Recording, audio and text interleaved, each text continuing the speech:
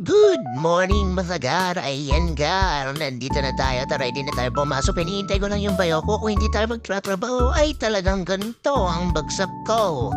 Andiyan na yung bayo ko. Pasok na!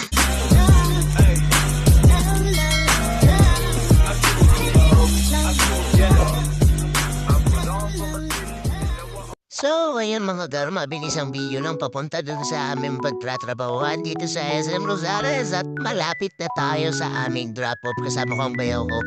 At ayan na nga, bumaba na ako dito. Kamusta tayo mga gar? Buhag-hag na naman ang aking buhok. Dito na malapit ako at dito yung locker namin. Siyempre, lalagay ko rin bag ko. Isang patingin muna dyan at papasok na ako. Hindi na ako nakapag-video nung kumain ako kanina kaya papasok na naman ako at malapit na naman akong umuwi. So mga gar, nakauta tayo at tamang timelapse lang ang ating video dito. Tatawid na tayo, titay na natin.